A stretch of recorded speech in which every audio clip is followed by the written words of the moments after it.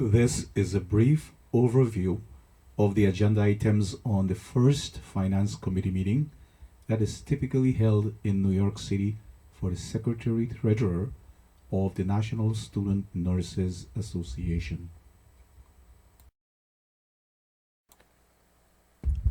This is the agenda for the June 1st meeting.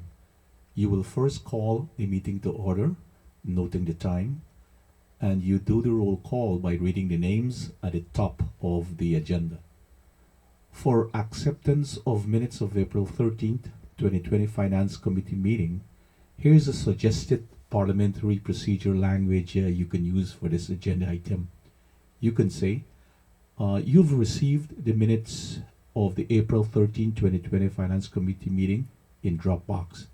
Are there any questions or discussions on the minutes? Seeing none, you will call for a motion to accept the minutes. Note a couple of things.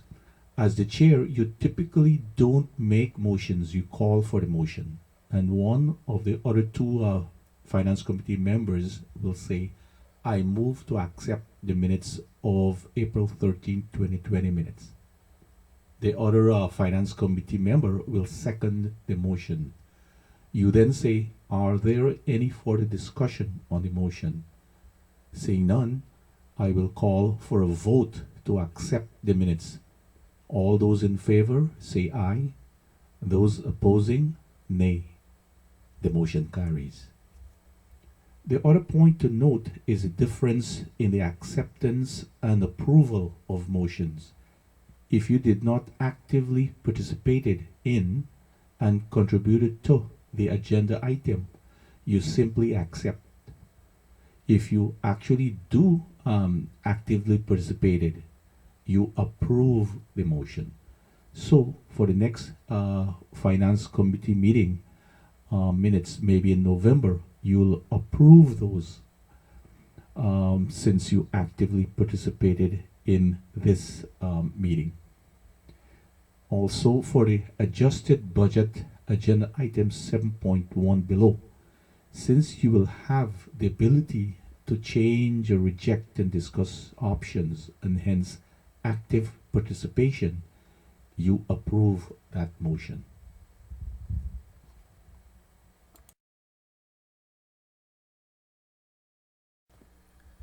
This page is the Independent Auditor's Report. This report is called a clean or unmodified auditor's report. And the last paragraph is very important. The last paragraph states that NSNA 2019's financial statements presents fairly in all material respects the financial position of NSNA and that it is in conformity with generally accepted accounting principles is the best opinion that we can get.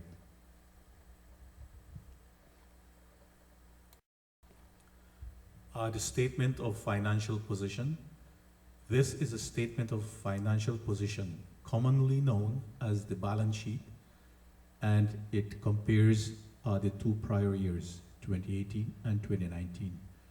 This report determined NSNA's net worth because it lists what the company owns and what it owes. Cash and cash equivalents, the very first line, under 2019 are 129,169. NSNA's investment account remains healthy at 3.0 million. This, of course, took a plunge during the COVID-19 financial crisis, to be explained later. The financial markets plummeted in the first quarter of 2020, as I just mentioned. But we do accept recovery by the end of 2020 or maybe the latter part of 2021. NSNA's total assets for 2019 were 3,700,293. On the liability section, the last part of the report, all payables accrued were paid in January. These consist mainly of mid-year 2019 Hyatt O'Hare invoices, pension costs for 2019, November and December imprint mailing, and November, December state dues payable to the states. The largest part of the liabilities are the deferred membership dues of about $952,000, which are 1 and 2 year dues paid in 2019.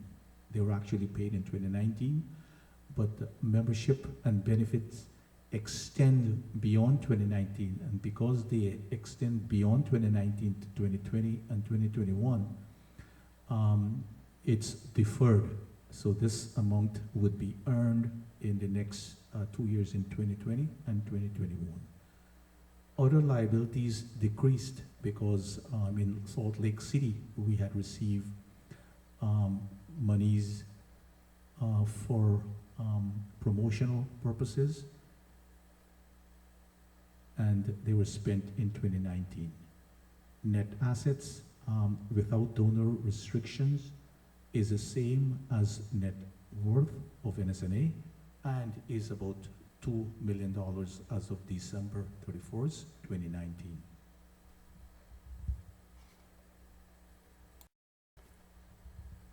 The next page is a statement of activities. This is a statement of activities, also known as the income statement for the year ending December 31st, 2019. This statement reflects the net results of the financial activities of NSNA over one fiscal year, 2019. The revenues are listed at the top and the expenses are listed at the bottom of the page. Membership dues revenue are the most significant for NSNA, and it is about 1.4 million. It decreased a bit from the previous year's figure due to a drop in enrollment. Membership is just below 60,000 right now. Note that this line includes sustaining members. Total revenues are at 3,385,800, increase from the previous year, primarily because of the unrealized gain of $348,000. Details on revenues were discussed and provided in the P&L 2019, the first agenda item. The expenses are broken out in more detail in the next page. The statement of functional expenses, I will explain more when we discuss the functional expense report. For 2019, NSNA shows a surplus of $66,000, primarily due to the above mentioned investment gains of $348,000. Net assets without donor restrictions is the same as the net worth of NSNA and is just under $2 million as of December 31st, 2019.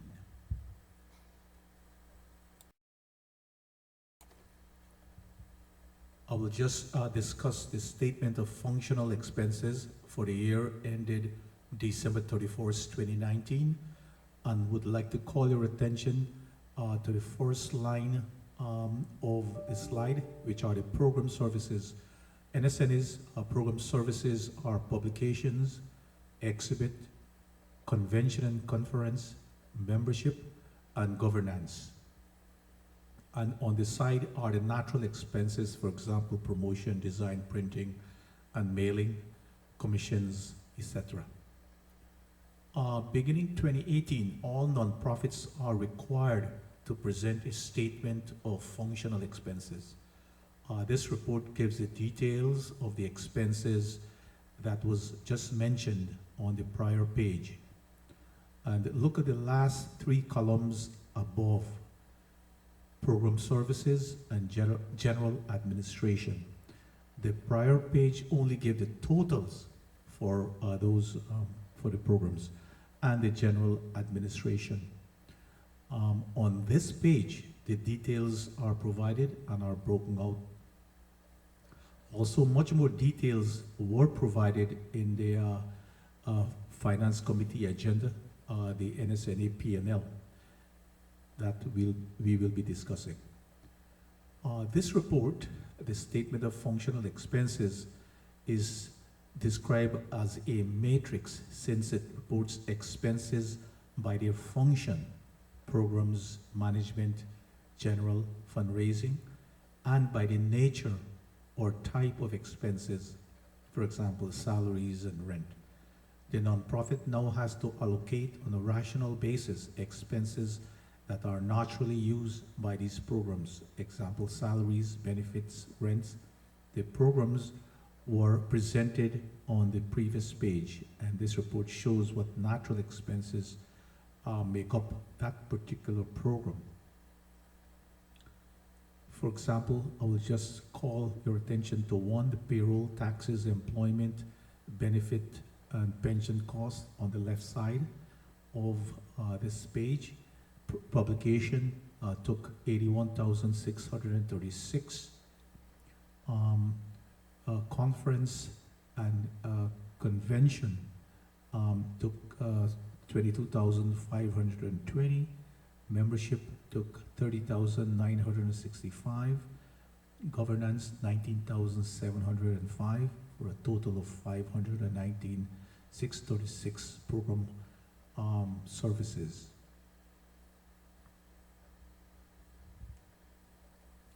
So the total expense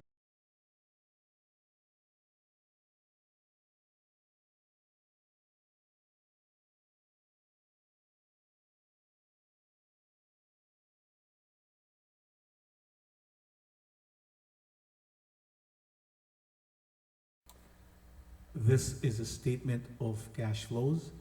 It shows the various uses and sources of cash over the past 2 years. Please don't be confused about the negative figures you see on this statement. Note that negative figures are not losses.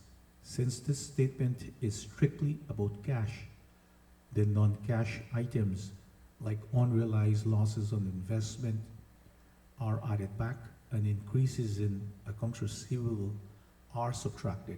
These are accounting processes. Don't be confused. Essentially, the accrual accounting profit and loss has a lot of non-cash items which are stripped out, which looks negative, stripped out using changes from the previous year in order to get the ending cash balances. It's a math or mechanical process. So let's describe this page a little bit.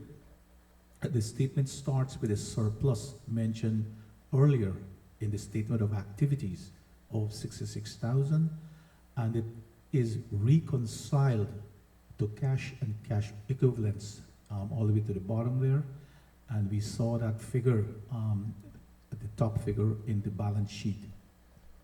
This reconciliation is done by adding back and subtracting increases or decreases in non-cash items like accounts receivable, payables, depreciation, unrealized losses, etc. So net cash used in operation, you should mention, is 183,000 in 2019, and net cash provided, since a positive figure, net cash provided by investing activities is $84,000, and you can see the ending balance of cash and cash equivalent of 129,169 at the bottom of this page.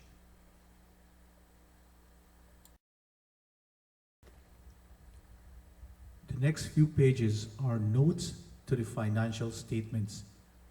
Pages 5 through 10 are notes to the financial statements. These notes are an integral part and parcel of the financial statements, and it is used to present material disclosures that are not otherwise presented in the statements. And it also clarifies NSNA finances and explain figures found in the financial statements. In other words, it adds details and color, so to speak. I will not touch on most of the notes, but would highlight a few, since most of the notes are self-explanatory. Turn to page 9 to note 3. A new requirement for the notes is to provide a schedule that shows the nonprofit's cash liquidity and cash availability for use in operations. This is very useful for many users of the financial statement. The total financial assets available for use within 1 year is 3,366,901. As pointed out there, we will now touch on Note 4, investment schedule. Also in the notes you will find details of NSNA investment, which totals 3,055,462 as of December 31st, 2019. This is the portfolio that experienced the increase in market value, producing an unrealized gain of 348,000 mentioned earlier.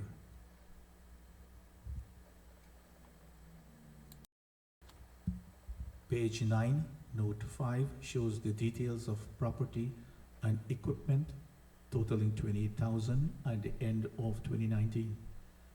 The next note, Note 6, gives the details of NSNA headquarters lease commitment annually to the end of the lease, which expires in April 2026. These are required disclosures by the auditors.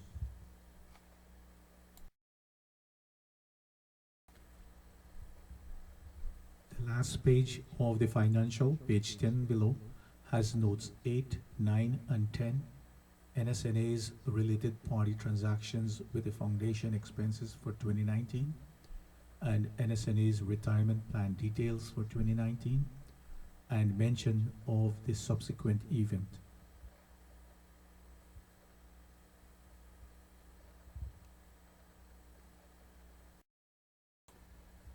Agenda item 4.2 is the operating profit and loss statement as of March 31st, 2019, a quarter or 25% of the year's operations. This statement is similar to the statement of activities we discussed earlier in the auditor's financial statement that we discussed before, but it has much more operating details. It, however, covers the period beginning January 1st to March 31st of 2019, which of course is 25% of the year. It reports the operations of the organization for that particular period, the amount of revenues we brought in, that is cash and checks coming in, and the expenses that we had to write checks out for. This statement is a managerial tool with the budget for current year as comparison, the actual revenues and expenses to the budget that was approved by the board for this current year.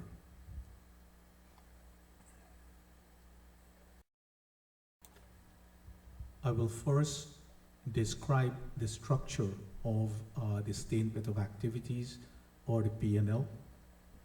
But first, I suggest that you ask the finance committee or other board members to have the line item description document open for questions on what a particular line means. You can explain this page as follows.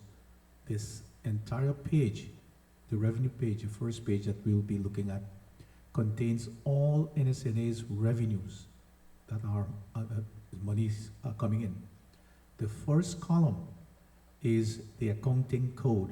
You can ignore those.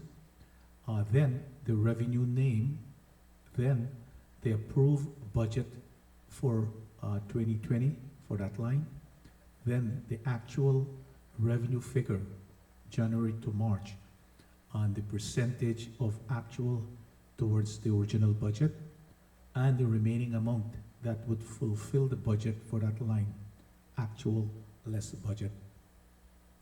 Convention and media revenues are separated out to highlight them. Investment, paper gains or losses is also separated out since it's not from operations. Revenues is totaled at the bottom. Total expenses is detailed in the remaining pages of the statement and is presented here to get the operating surplus or deficit. Note operating surplus or deficit. The investment gains or losses is now added or subtracted to get NSNA total surplus or deficit for the period. So the first page is basically a large summary page of the operations of NSNA for 25% of the year.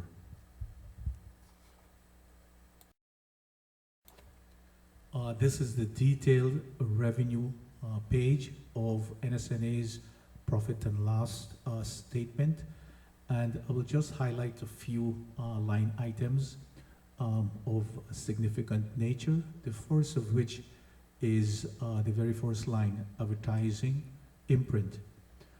This is the ad revenues from our 5 issues of imprint magazine.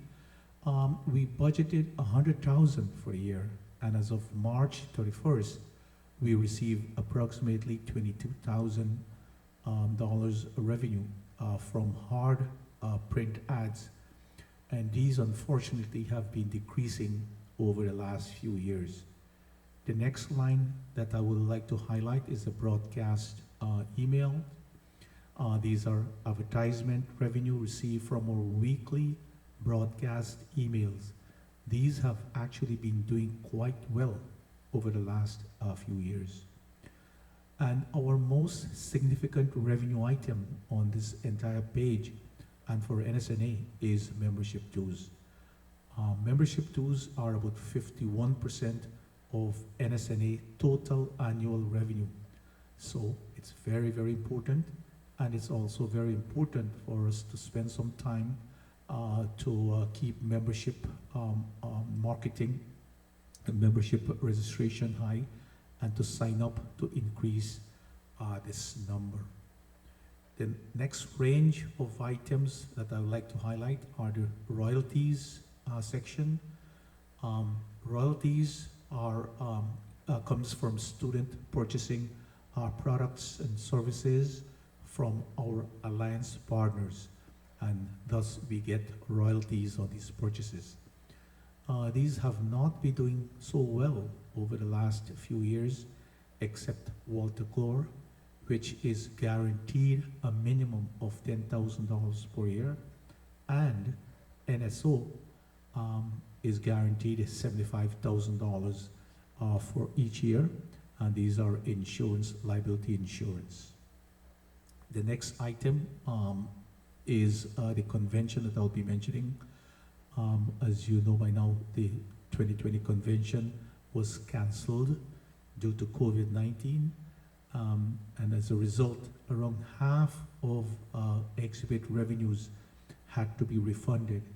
The other half accepted a package deal presented to them that includes ads in imprint, NSNA online annual review book, broadcast emails, ads, etc. And also all pre-registration for the convention is being refunded. The program sponsor line that you see there is mainly the new NCLEX online review course that students have been signing up to take, and also an additional $5,000 of NSO sponsorship of the leadership conference. I would just like also to mention here on this page the mid-year conference in San Diego. Mid-year would be in November. We are hoping the conference goes ahead, but there's a lot of uncertainty in the form and format this will take. So now I'd like to highlight the summary figures. The total operating revenue is equal to $668,000. Total expenses are $626,687, and the operating, I stress the word operating, surplus as of March 31st, 2020 is a positive $42,000. And to this unfortunate line at the bottom, the investment losses. This is an unprecedented paper loss or unrealized loss amount in NSNA reserve brokerage account in March due to the stock market crash because of COVID-19, but it rebounded somewhat in April, but we're still suffering. The investment manager will address this topic during our pre-finance committee presentation.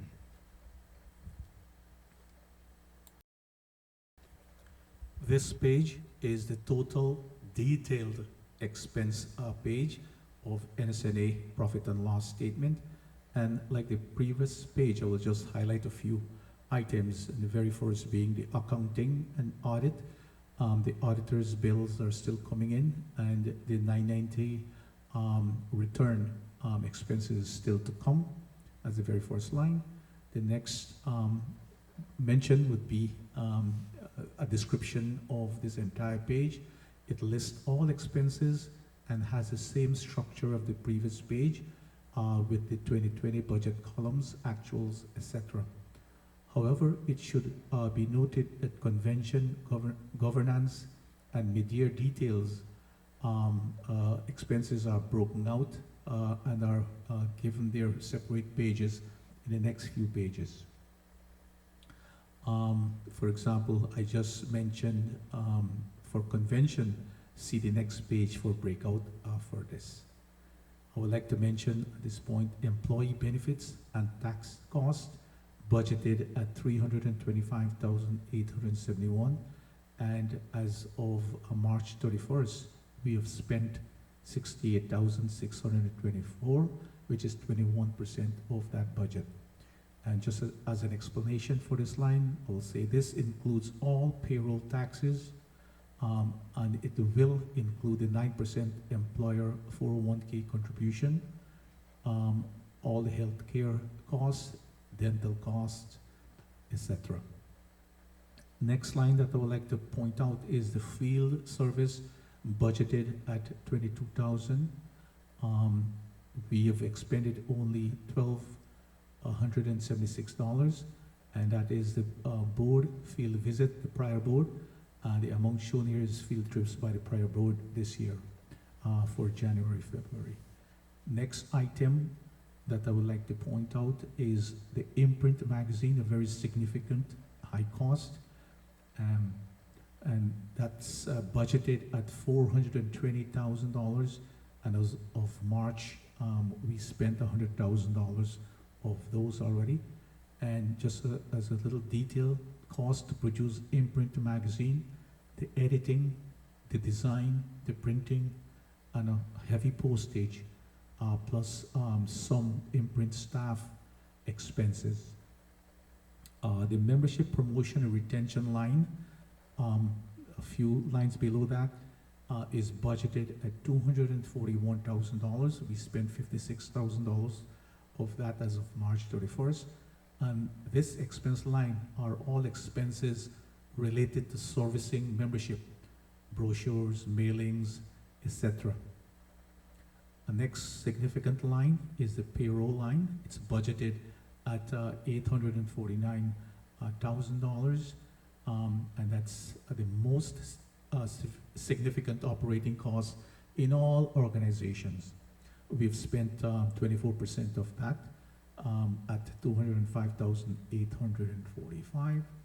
The next significant line item is rent and maintenance, budgeted at $246,000. We have spent $61,504. As I just mentioned, it is one of the significant line items for all organizations. And you could highlight the total expenses on this page at the bottom there, budgeted at $3,380,301, and we've spent $626,687 so far.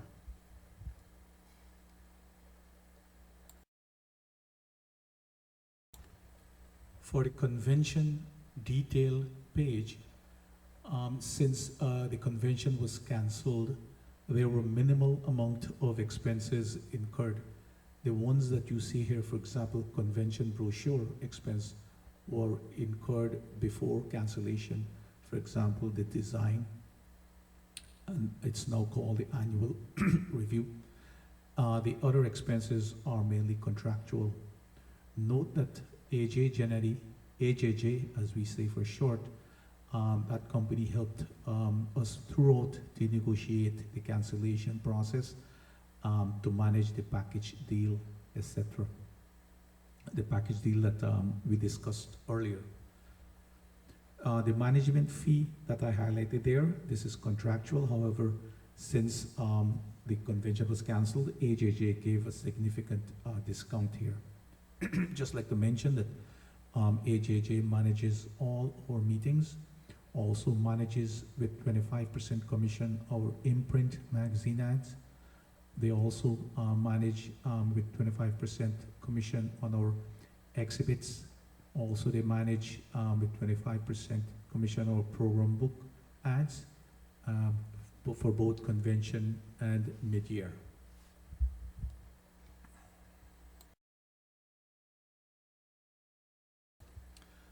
This is the mid-year detailed expense page. Note that mid-year expenses are specific to the location it is held at. There are few expenses here since the event is several months away.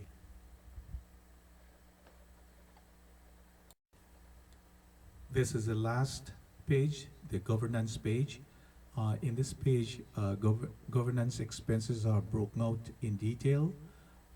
Governance expenses are, in short, all expenses that pertains to the three board meetings.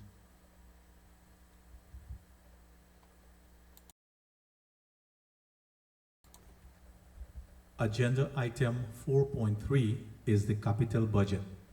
Capital expenses are for long-term items like computers, printers, furniture, etc. Before the establishment of this budget, before 1995, the executive director had to seek permission from the board anytime she wishes to purchase capital items. But to save time, the board in 1995 established this budget from annual surpluses whenever they occur, so we can make capital purchases from the unexpected balance without going to the board and seeking the board's permission every time we need to do that. Here, the unexpected balance is 21,670. All that the Secretary Treasurer needs to say here is that since 1995, the board allocated 734,000 approximately and spent 713,000 in capital items over that period, leaving an unexpended balance or available balance of 21,670.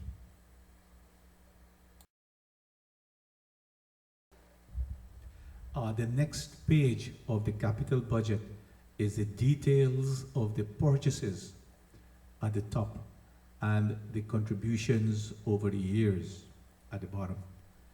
And this page also shows how much depreciation expenses were applied to the capital assets each year. At the bottom of the page is the aforementioned unexpended or available balance of 21,670. So if you need to look at the details of purchases over the years, relatively recent years, you could look at this page, and this is just for informational purposes.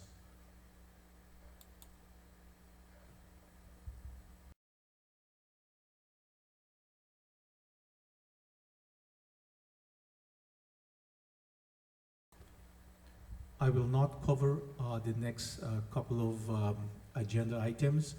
4.4 is the review of reserve accounts.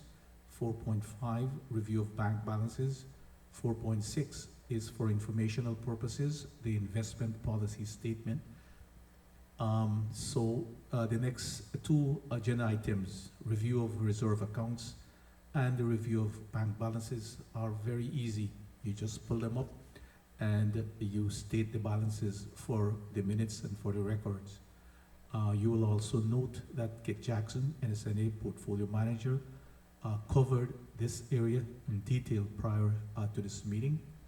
And note also that the investment policy statement, it is the policy that NSNA's professional investment advisor, that is Kit Jackson, follows. This was passed and approved by previous boards.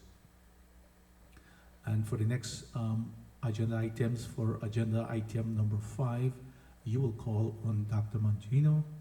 For agenda items 6 and 7, you will ask, are there any unfinished business? And are there any new business? Since there is one new business at this point in time, agenda item 7.1, you will move ahead to discuss it.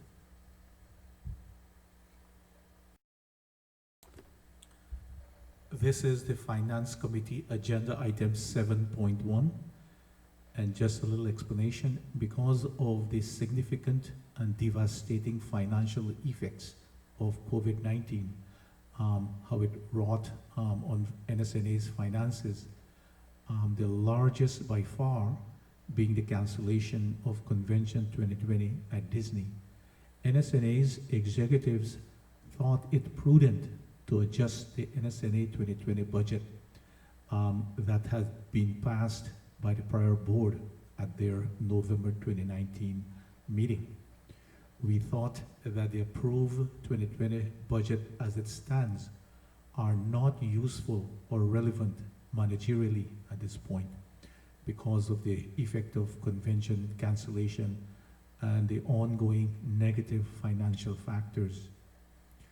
Note that budget figures are estimates based on past performances, current data, and estimates of future expectations of events and performances. And for this document, note that the green column has the proposed new or adjusted figures. We will just discuss a few significant changes that managers and the executives are proposing. But note some summary figures. The original revenues and expenses in this balanced budget was $3,380,301. For the proposed new revenues and expenses total in this new balanced budget is $2,624,831, and it was reduced by $755,470, as stated in the above caption. Just to highlight a few items, advertising for imprint has been reduced by $10,000. Membership dues has been reduced by $127,000. And of course, the most significant range here is Convention 2020, which has been canceled. So revenues took its hardest hit here. The old projection of approximately $1 million for convention has been reduced to a mere $258,000, with exhibits revenue cut by more than half. This figure represent exhibitors who accepted the package. The figure that you see there, 215,520, represented exhibitors who accepted the package deal rather than the refund, which is good. The other 43,000 mentioned there under program sponsors represent sign-ups for the new NCLEX online program that has been going on for the past 2 or 3 months. Mid-year, going across the mid-year at the bottom, mid-year exhibit has been lowered by 60,000 because of lower expectation in San Diego. And just a little bit note on the future of the mid-year for this year. The form and format for 2020 is still up in the air as uncertainty in the opening up of states. We don't know, it's still uncertain. Will it be a hybrid of on-site and online? We don't know at this point, and it's up for discussion.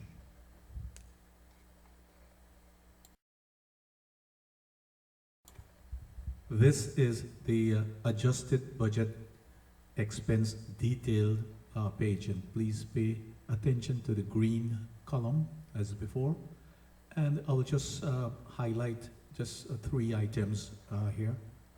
The employee benefits and tax cost. Employee benefits cut. Employees will pay $75 per month beginning June 1st for their health benefit.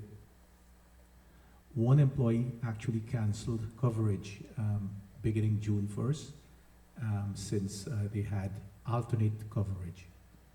Moving on to the membership promotion and retention line, it was cut to $233,859 due to database management from Ohio Earhart. They gave a deep discount on their bills for a few months.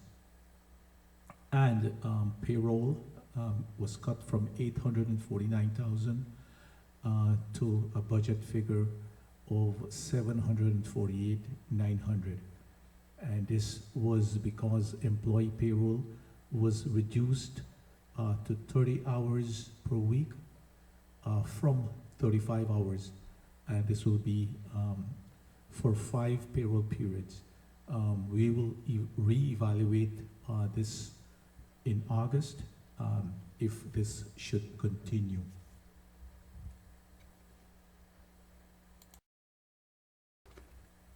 This is a convention detailed adjusted budget page, which has been reduced severely.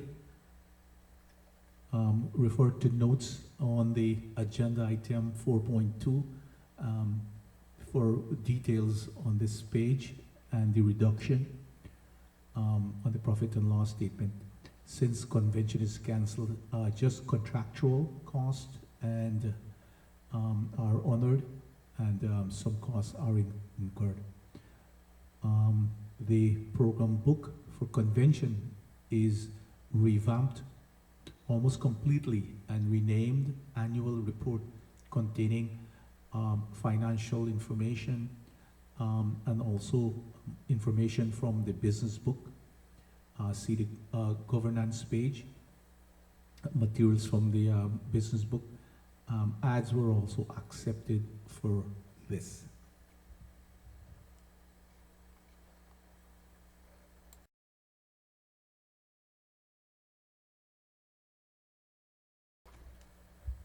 For the adjusted budget mid-year expense page, very few items were cut. The most significant was exhibit commissions from 35 to 20.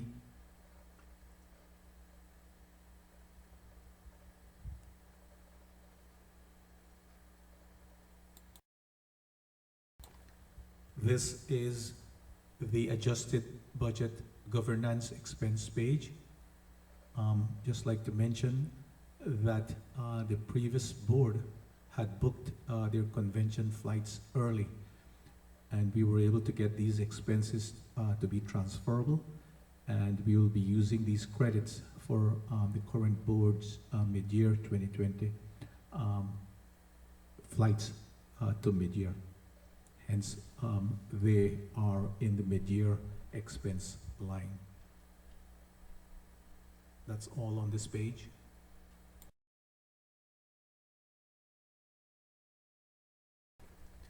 This final slide would describe the concluding part of the Finance Committee. You will have 7.2, any other business, and agenda item 8 to adjourn. After the presentation of the adjusted budget proposal, agenda item 7.1, you repeat the language for motions described in the agenda item 4, you need to vote on the adjusted budget proposal. And some suggested language. Is there a motion to approve, note approve here, agenda item 7.1, the 2020 adjusted budget? Second, I move that the first Finance Committee member would move to approve the agenda item 7.1, and the second Finance Committee member would I second the motion. Number 4, the Secretary Treasurer, the Chair, would say, are there any further discussion on this motion? And hearing none, I will take it to a vote. All in favor, etc., as I mentioned in the beginning of this presentation. And if the motion passes, you will say the motion carries. Hope this presentation was helpful.